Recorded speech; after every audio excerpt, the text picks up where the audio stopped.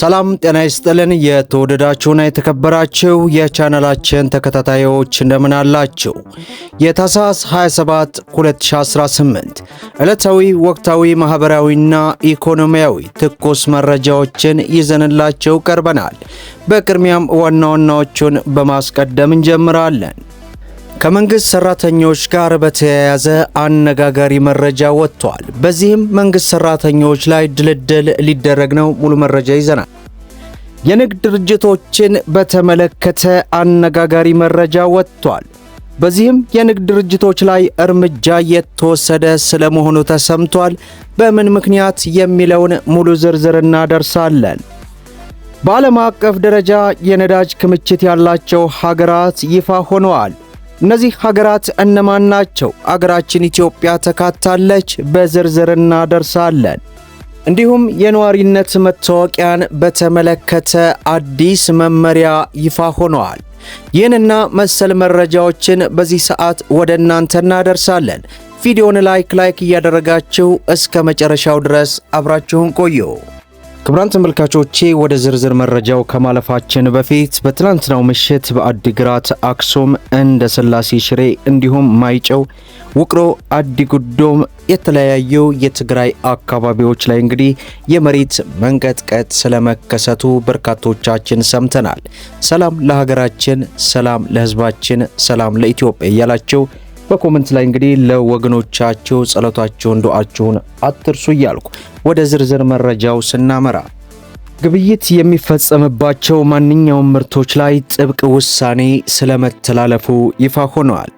የንግድና ቀጠናዊ ትስስር ሚኒስቴር ማንኛውም በውልና ኢንቨስትመንት እርሻ የለማ ምርት ግብይት የሚፈጸምባቸው ምርቶች ከታህሳስ 1 ቀን 2018 ጀምሮ የክፍያ ርክክባቸው በኢትዮጵያ ምርት ገበያ በኩል ብቻ እንዲሆን ወስኗል። ይህንን ያሳወቀው የኢትዮጵያ ምርት ገበያ ባለስልጣን በውሳኔው ላይ አስመራቾች ላኪ ድርጅቶች ላቀረቡላቸው ጥያቄ ወይም ቅሬታ ምላሽ በሰጡበት ወቅት ነው። ምርት ገበያ ባለስልጣኑ ከውሳኔው በኋላ አስመራቾች ላኪ ድርጅቶች ክፍያውን ቀድመው ላመረተልን አካል ክፍያ ስለምንፈጽም በድጋሚ ክፍያ ለመፈጸም ተቸግረናል የሚል ቅሬታ ማቅረባቸውንም ተጠቅሷል።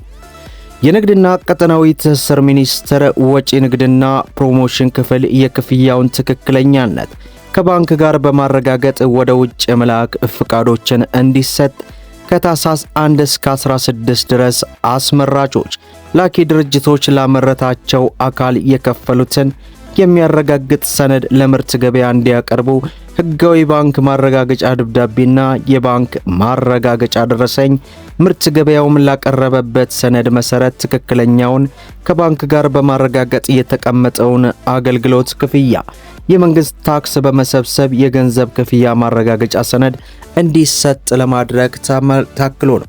የንግድና ቀጠናዊ ትስስር ሚኒስቴር ወጪ ንግድና ፕሮሞሽን ክፍል በዚህ መነሻነት አስመራቾችና ላኪ ድርጅቶች ከምርት ገበያው የሚዛን ሰርተፍኬትና የገንዘብ ክፍያ ማረጋገጫ ሰነድ ይዘው ሲቀርቡ ወደ ውጭ መላኪያ ፍቃድ እንዲሰጥ መወሰኑ ነው ከቴክፋህ ያገኘነው መረጃ። በሌላው መረጃችን የንግድ ድርጅቶችን በተመለከተ አነጋጋሪ መረጃ ወጥቷል። በዚህም በርካታ ድርጅቶች ላይ እርምጃ እየተወሰደ ይገኛል። በአዲስ አበባ የኤሌክትሮኒክስ ንግድ ላይ በተሰማሩ ነጋዴዎች ላይ በተካሄደ የታክስ ኦፕሬሽን በ6 የንግድ ድርጅቶች ያለደረሰኝ ሽያጭ ሲፈጽሙ የተገኙ 9 ግለሰቦች በቁጥጥር ስር መዋላቸውን የገቢዎች ቢሮ አስታወቀ።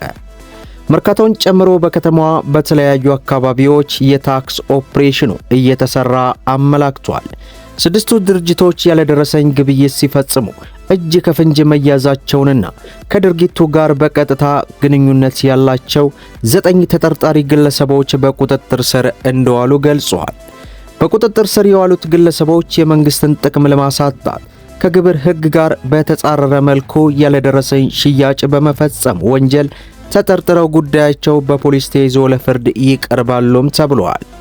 ቢሮ በቀጣይ ቀናት የኦፕሬሽን ተግባሩን በሌሎች ዘርፍ አጠናክሮ እንደሚቀጥል ያሳወቀ ሲሆን ምናልባትም ይህንን አይነት ተግባር የምትፈጽሙ እህት ወንድሞች ካላችሁ ከፍተኛ ጥንቃቄ ልታደርጉ ይገባል ለማለት ያክል እንወዳለን።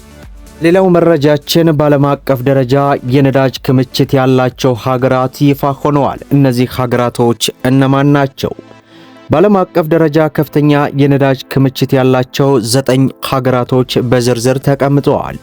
አንደኛ ቬንዙዌላ፣ ሁለተኛ ሳውዲ አረቢያ፣ ሶስተኛ ኢራን፣ አራተኛ ኢራቅ፣ አምስተኛ አረብ ኤምሬት፣ ስድስተኛ ኩዌት፣ ሰባተኛ ሩሲያ፣ ስምንተኛ ሊቢያና ዘጠነኛ አሜሪካ ሲሆኑ በነዳጅ ሀብቷ ቀዳሚ የሆነችው ቬንዙዌላ አዲስ አስተዳደር እያዋቀረች ነው። በዚህም ፍርድ ቤቱ በመግለጫው የቀድሞ ምክትል ፕሬዝዳንት በኃይል የተወገደውን መንግስት አስተዳደር በመደበኝነት ያስቀጥላሉም ብሏል። አሜሪካ ትናንት ቬንዙዌላን ለጊዜውን ያስተዳድራለሁ ማለቱም የሚታወስ ነገር መሆኑ በዚህ ሰዓት የወጣው ሪፖርት አስነብበዋል።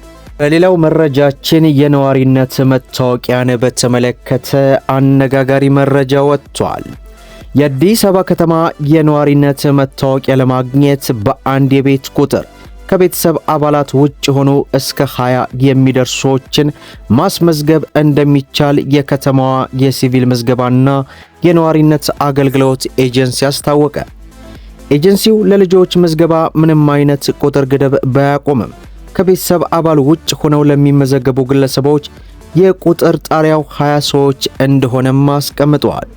የኤጀንሲው ምክትል ዋና ዳይሬክተር አቶ ጥጋቡ እንደተናገሩት ይህ የቁጥር ገደብ የተበጀው የቤት ባለቤቶችና በተመዝጋቢዎች መካከል የሚፈጠረውን ያልተገባ የገንዘብ ድርድርና ማጭበርበር ለመከላከል እንደሆነም ተጠቁመዋል።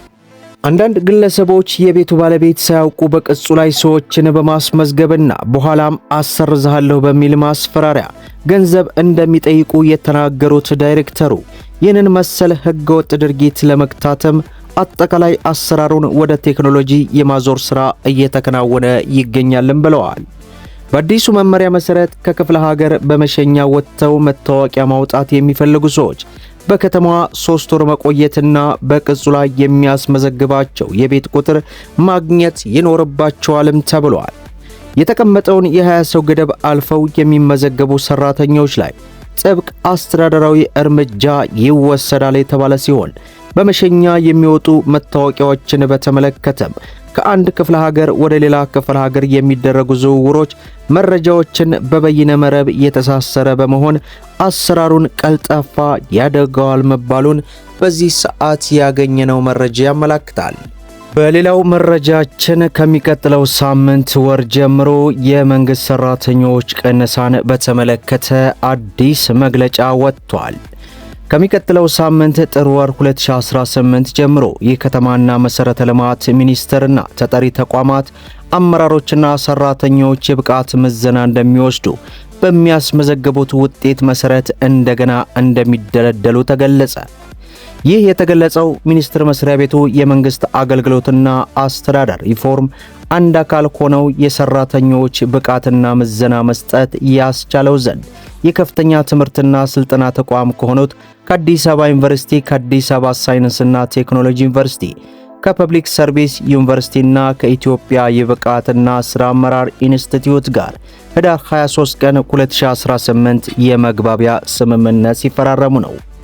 የተደረገው ስምምነት አስመልክቶ ለመገናኛ ብዙሃን ማብራሪያ የሰጡት የከተማና መሰረተ ልማት ሚኒስቴር ከፍተኛ አማካሪ የሪፎርሙ ሂደትና እንዲከታተል የተዋቀረ የቴክኒክ ኮሚቴ ሰብሳቢ አቶ ተስፋዬ ወልዱ ሚካኤል ናቸው። የብቃት ምዘና ማዕቀፍ እንደሚያወጡ፣ የስልጠና ሞጁሉንና ጥያቄዎችን እንደሚያዘጋጁና ሰራተኞችን እንደሚመዝኑ ጠቅሰዋል።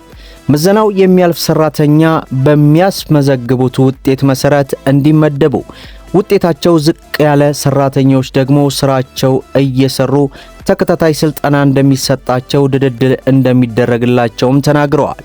ትንሽ ክፍተት የሚገኝባቸው ሰራተኞች አጫጭር ስልጠና ሲሰጣቸው፣ ሰፋ ያለ ክፍተት የሚገኝባቸው ደግሞ 2 እና 3 ወር ሰልጥነው ብቃታቸው እንዲያድግ ይደረጋልም ተብሏል።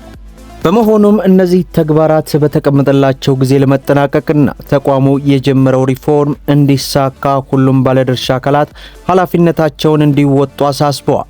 ሚኒስትሩ በቀጣይ የፌዴራል የቴክኒክና ሙያ ስልጠና ኢንስቲትዩት ጋር በተመሳሳይ ስምምነት እንደሚፈራረም መታወቁን ሪፖርተር በዚህ ሰዓት አስነብቦናል።